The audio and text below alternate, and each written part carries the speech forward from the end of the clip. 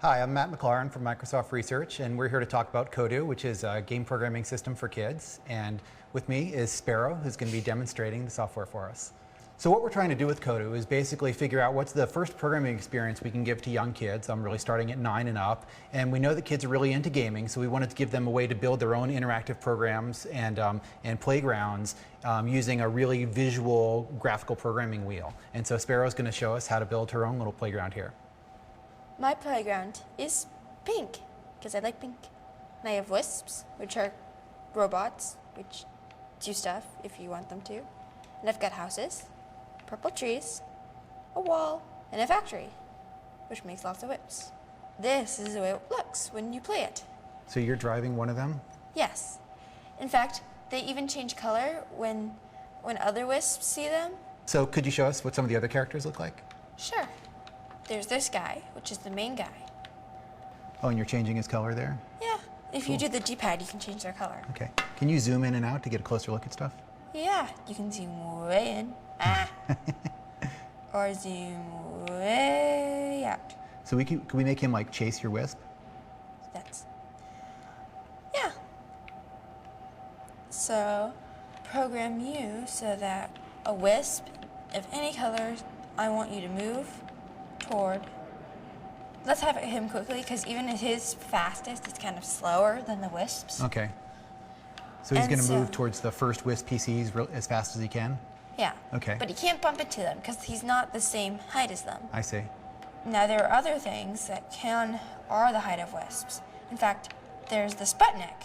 So, the Sputnik, if you pick him up, you can make him go really high. But since that takes a while, I'll only make it the height of the wisps. Okay. So then I can program him that whenever he sees a wisp, he'll move toward it.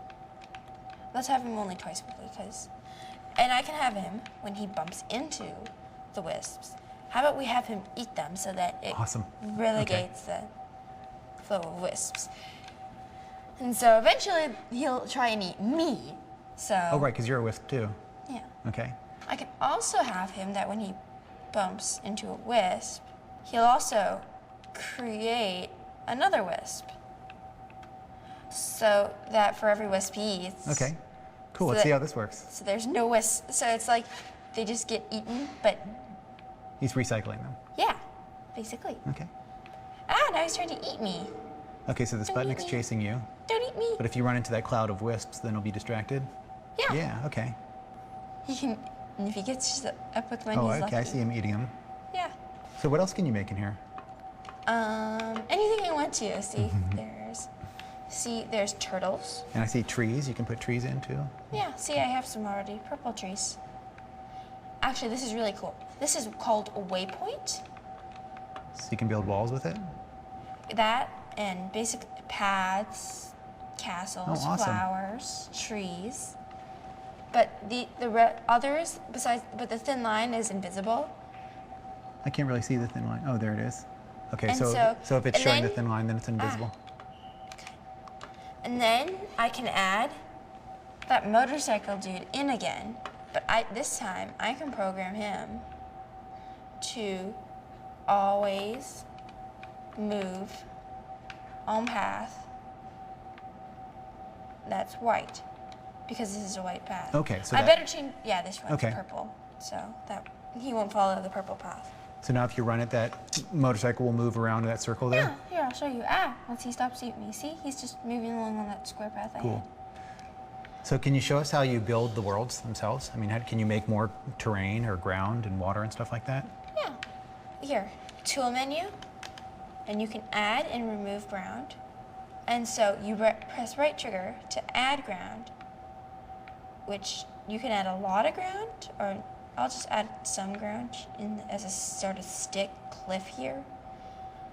And then you probably want to go back to the tool menu to level it. So those are different tools that affect the ground? Yeah. Okay. And because you want to level it so that everything is the same place. So, cool. See? See, now everything will be the same height instead of just being all the way down there. Okay. It kind of looks like a good place to put a little ocean. Yeah, it does. In fact, I'll do that. And anyway, back to the tool menu. I do want to, however, change the material. So I go to the material picker and choose what material I want to use. This is the material I have in the rest of the world. But for a little variety, why don't we have the opposite of that? Okay.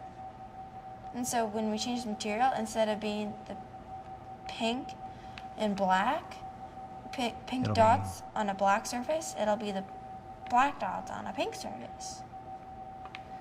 Which is a little brighter, but that's okay. Anyway, I change it, and then I go back to the tool menu and go to the water, and I raise the water just sufficiently so that it's like that. And then I can go, now I can show you how the boat actually floats in the water. Cool. Like he floats. Can we get a closer look at him? He's kind of tiny. Okay. There's the boat. Okay. And there's the fish. Cute. The fish is generally at the bottom, but I can move him up a little bit. See? Now the boat can't really see past his own stern, but he has really good hearing. Okay. Unless I change it. Anyway, and so this is my playground.